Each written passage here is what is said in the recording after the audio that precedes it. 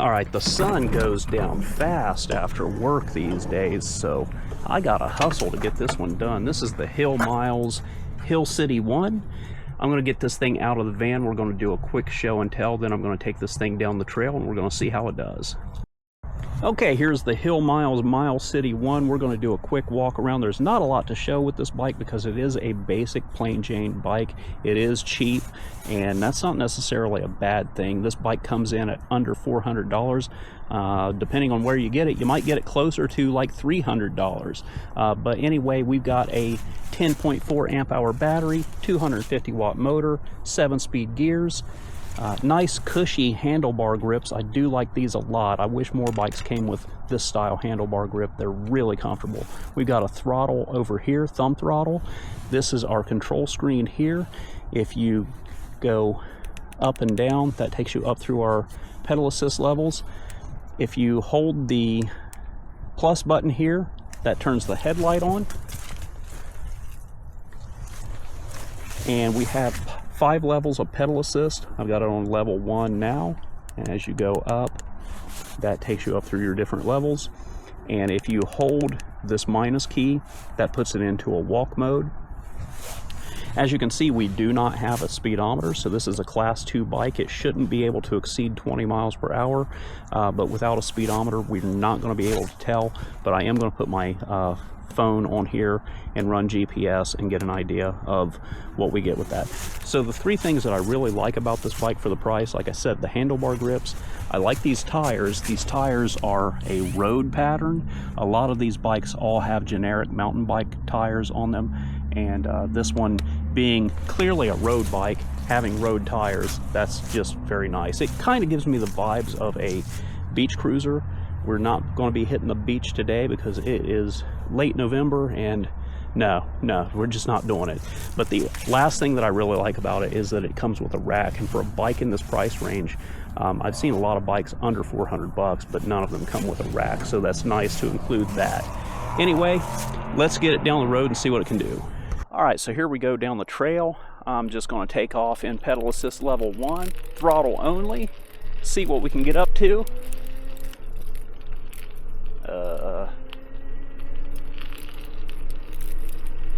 Okay, pedal assist level 1 is taking us up to about 16 miles per hour. That seems 17 miles per hour, 18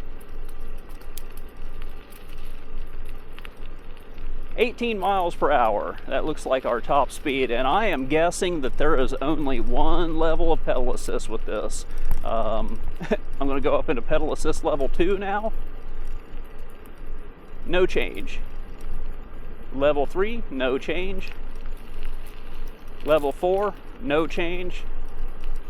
And level 5, no change. Just for completion's sake here, I'm going to do a 0 to top speed takeoff, even though that is technically what we just did because all of the pedal assists are the same. But here we go.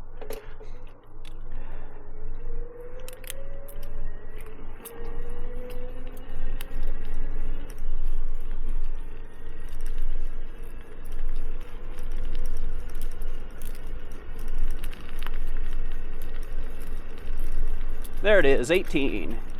Another brake check. So, you know, there is one other thing I can try here and that is trying it with pedals. This might have like a throttle override that overrides the pedal assist level. So we're going to take off in pedal assist level 1 with me pedaling.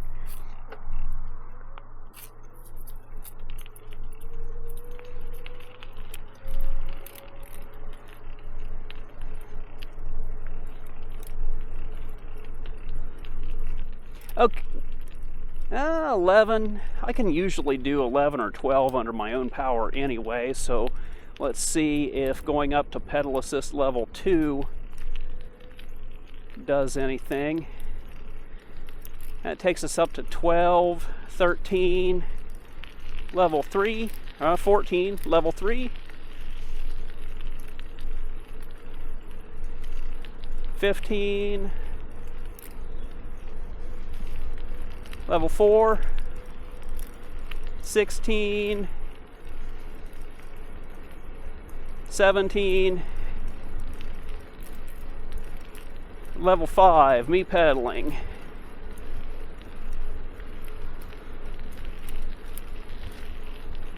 Okay, so with me doing a casual pedal, it's taking us up to 18 miles per hour. I can hit 19 sometimes. I mean, if I pedal really hard, we can go faster, but this bike is not really made for that. I'm gonna lock the brakes up again. And the more I use them, the better the brakes are getting bedded in. So it is definitely making a difference. Now, we've dropped 1 bar already in just that little time of energy. And we got 4 out of 5 left.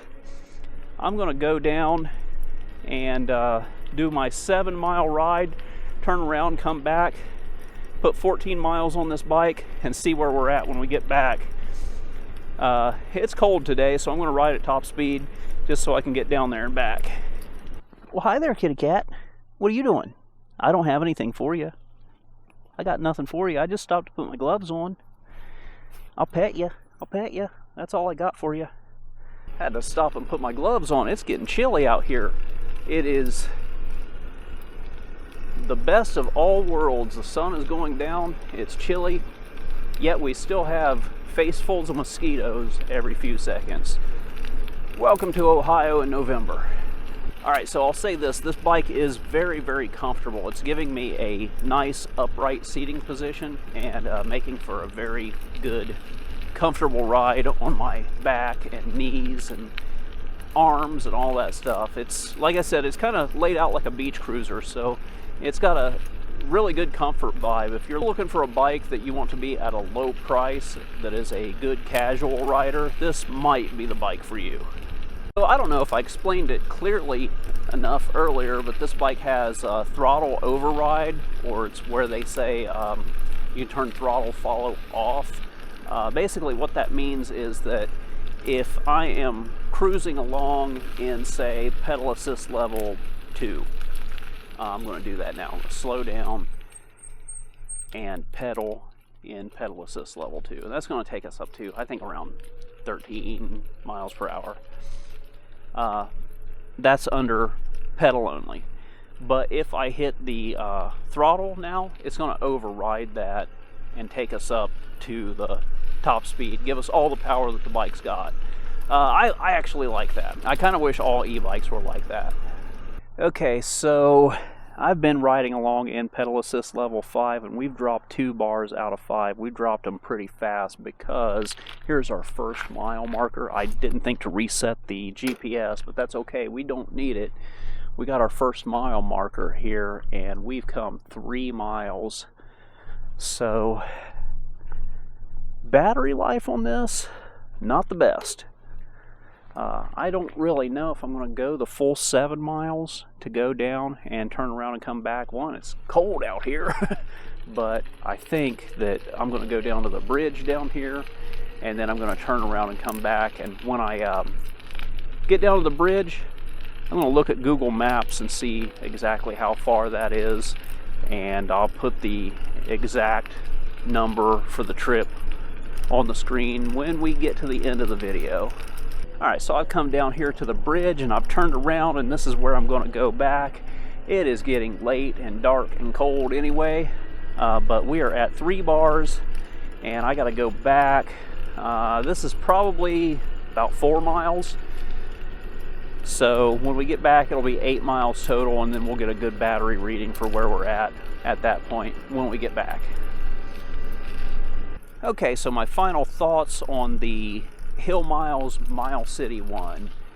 It is a very entry-level casual cruiser. It's I think you do get a little bit more than you pay for with this bike. It's got decent road tires, it's comfortable, I like these grips, and you get a rack in the back, and for that, at around $300 to $400, at that price you really can't beat it. I will say that it's lacking in features, like you don't have a speedometer, you don't have any way of getting in and controlling the controller, and the battery performance is a bit lackluster. But besides all of that, it's okay. I mean, I'm the kind of guy, I'm used to hopping on a bike and going out and running like you know, 30 miles in a ride, and this bike is not going to be able to do that. But a lot of people who are just wanting a small campground cruiser, something that's lightweight and easy to lug around, something that, you know, you can take to the beach, something you can ride around your neighborhood,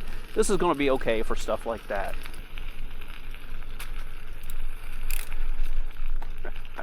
Hey buddy. Hey, come here. Hey buddy.